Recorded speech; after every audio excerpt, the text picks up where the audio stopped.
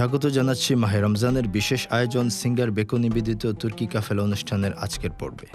ইব্রাহিম আলাইহিসসালাম ছিলেন হজরত নূহ আলাইহিসসালামের সম্ভবত ১১তম অধস্তন পুরুষ। নূহ আলাইহিসসালাম থেকে ইব্রাহিম আলাইহিসসালাম পর্যন্ত প্রায় ২০০০ বছরের ব্যবধান ছিল। হজরত সালেহ আলাইহিসসালামের প্রায় ২০০ বছর পরে নবী ইব্রাহিমের আগমন ঘটে। ঈসা আলাইহিসসালাম থেকে ব্যবধান ছিল ১৭০০ বছর অথবা প্রায় ২০০০ বছরের মতো। তিনি ছিলেন আবুল আম্বিয়া বা নবীগণের পিতা এবং তার স্ত্রী সারা ছিলেন উম্মুল আম্বিয়া বা নবীগণের মাতা। প্রিয় দর্শক, আজকে আমরা আপনাদেরকে নিয়ে ছুটে চলেছি ইস্তাম্বুল থেকে প্রায় ১৫০০ কিলোমিটার দূরে সিরিয়া সীমান্ত ঘেঁষা শানলিউরফা শহরের সেই বিখ্যাত জায়গাতে, যেখানে নমরুদ আগুনে নিক্ষেপ করেছিলেন হজরত ইব্রাহিম আলাইহিসসালামকে। আজকে আমরা আপনাদেরকে নিয়ে এসেছি ইস্তাম্বুল থেকে ১৫০০ কিলোমিটার দূরে প্রাচীন একটি নগরীতে, যে নগরীর নাম শানলিউরফা। এই নগরীকে বলা হয় মাদিনাতুন নবী, অর্থাৎ নবীদের শহর। এই নগরীতে বসবাস ছিল অসংখ্য নবী রাসূলের। আমরা আজকে যেই জায়গাটাতে দাঁড়িয়ে আছি, আমার ঠিক পেছনে যে জায়গাটি, এই জায়গাতেই জন্মগ্রহণ করেছিলেন হজরত ইব্রাহিম আলাইহিসসালাম। চলুন প্রিয় দর্শক, আমরা দেখে আসি এই পবিত্র জায়গাটি। আমরা দেখতে পাচ্ছি এখানে লেখা আছে এদেপ্লি গিরিন, অর্থাৎ আদবের সহিত প্রবেশ করুন। আমরা এখন এই ঘরটির ভিতরে যাব। কোরআনে আছে মিল্লাতে আবিকুম ইব্রাহিম ওয়া সাম্মাকুমুল মুসলিমিন, তো তিনি আমাদের নামকরণ করেছিলেন মুসলিম। ইতিহাস ঘেঁটে জানা যায় এবং লোকালদের ভাষ্য মতে এই গুহাটির ভিতরেই জন্মগ্রহণ করেছিলেন হজরত ইব্রাহিম আলাইহিসসালাম। অত্যাচারী শাসক নমরুদ যখন জানতে পারল ইব্রাহিম আলাইহিসসালাম তাকে ক্ষুধা হিসেবে মানতে অস্বীকৃতি জানায়, তখন ইব্রাহিম আলাইহিসসালামকে নমরুদের কাছে নিয়ে আসতে বলা হলো। নমরুদ বলে, এই নগরীতে তো আমি ছাড়া আর কোনো রব নেই, তুমি আবার কোন রবের সন্ধান আনলে? ইব্রাহিম আলাইহিসসালাম বলেন, আমার রব এমন রব যিনি জীবন দেয় এবং মরণও দেয়। নমরুদ বলে, আমিও তো জীবন দেই, মরণও দেই। ইব্রাহিম আলাইহিসসালাম তখন আবার বললেন, আমার আল্লাহ প্রতিদিন পূর্ব দিক থেকে সূর্য ওঠায় আর পশ্চিম দিকে সূর্য অস্ত নেয়। তুমি যদি খোদাই হও, তাহলে কাল থেকে সূর্যকে পশ্চিম দিক থেকে উঠাও। এই কথায় রাগান্বিত হয়ে নমরুদ নির্দেশ দিল হজরত ইব্রাহিম আলাইহিসসালামকে আগুনে নিক্ষেপের। রশি দিয়ে বেঁধে নিক্ষেপ করলো বিশাল আগুনের কুণ্ডলীর ভেতর। ইব্রাহিম আলাইহিসসালাম ৪০ দিন ছিলেন এই আগুনে।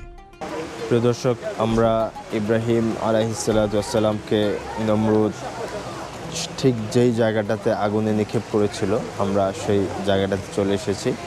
আমরা ভিতরে যে এক্স্যাক্টলি সেই জায়গাটা দেখব।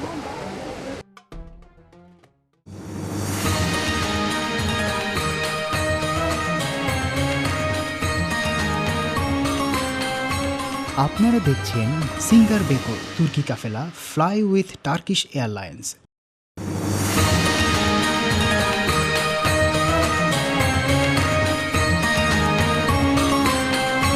আপনারা দেখছেন সিঙ্গার বেকো তুর্কি কাফেলা ফ্লাই উইথ টার্কিশ এয়ারলাইন্স। প্রিয় দর্শক, এই জায়গাটি সেই ঐতিহাসিক জায়গা। নমরুদকে খোদা না মানার কারণে হজরত ইব্রাহিম আলাইহিসসালামকে যেখানে আগুনে নিক্ষেপ করেছিল, এই জায়গাটিতেই নমরুদ হজরত ইব্রাহিম আলাইহিসসালামকে আগুনে নিক্ষেপ করেছিল। আমরা দেখতে পাচ্ছি এই জায়গাটি এভাবেই এখন সংরক্ষণ করে রাখা হয়েছে। নমরুদ যখন ইব্রাহিম আলাইহিসসালামকে আগুনে নিক্ষেপ করলেন, আল্লাহ তাআলা আগুনকে নির্দেশ দিলেন, কুল্লা ইয়া নারু কুনি বারদা ওয়া সালামান আলা ইব্রাহিম, হে আগুন, তুমি ইব্রাহিমের জন্য শীতল ঠান্ডা হয়ে যাও। আগুন তখন এমন শীতল ঠান্ডা হয়ে গেল, যেই শীতল ঠান্ডা বেহেশতি একটি অনুভূতি এনে দিয়েছিল ওনাকে। আমরা দেখতে পাচ্ছি এই জায়গাটির নিচে এখন রয়েছে পানি, রয়েছে অসংখ্য মাছ। এই জায়গাটির ঠিক বাইরে রয়েছে একটি লেক। মূল ফটক দিয়ে প্রবেশ করতে আমাদের নজরে আসে মহান আল্লাহ তাআলার সে বাণী, কুলনা ইয়া নারু কুনি বারদা ওয়া সালামান আলা ইব্রাহিম। এদিক দিয়ে প্রবেশ করতে আমরা দেখতে পাই বিশাল একটি পানির লেক। লেকে রয়েছে প্রচুর পরিমাণে মাছ এবং দর্শনার্থীরা আনন্দ চিত্তে মাছগুলোকে খাবার খাওয়াচ্ছে। আমরা যেই লেকটির সামনে দাঁড়িয়ে আছি, এটিকে বলা হয় বালিকলি গোল, অর্থাৎ মাছওয়ালা লেক। স্থানীয় মানুষদের বিশ্বাস, নবী হজরত ইব্রাহিম আলাইহিসসালামকে আগুনে পোড়ানো কাঠের কয়লাগুলো ফেলা হয়েছিল এই লেকে এবং সেই পোড়া কয়লাগুলো মাছে রূপান্তরিত হয়। এই মাছগুলো তাদের কাছে পবিত্র। হাজার বছর ধরে বংশ পরম্পরায় আজও রয়েছে এই মাছগুলো। জিব্রাহিল আলাইহিসসালাম বললেন, হে ইব্রাহিম, তুমি বলো, আমি আমার পাখার আঘাতে আগুন নিভিয়ে দিই। ইব্রাহিম আলাইহিসসালাম বললেন, তোমাকে কিছু করতে হবে না হে জিব্রাইল, এই আগুনের মালিক স্বয়ং আল্লাহ, তিনি নিজেই আছেন আমার সাথে। আল্লাহ তাআলা জিব্রাইল আলাইহিসসালামকে নির্দেশ দিলেন, হে আগুন, তুমি ইব্রাহিমের জন্য শীতল ও নিরাপদ হয়ে যাও। পাহাড়ের ওপর থেকে এই জায়গাটিতে আগুনে নিক্ষেপ করেছিল হজরত ইব্রাহিম আলাইহিসসালামকে।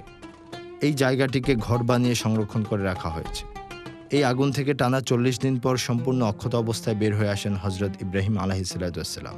আল্লাহ তাআলা আগুনকে শুধু ঠান্ডা হবার নির্দেশই দেননি, সাথে সাথে বলেছিলেন নিরাপদ হয়ে যেতে, কেননা শুধু ঠান্ডা বললে সেটা ক্ষতিকর হতে পারত।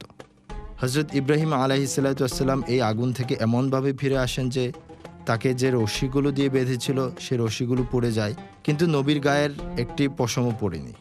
তারপর ইব্রাহিম আলাইহিসসালাম দীর্ঘদিন বেঁচে ছিলেন।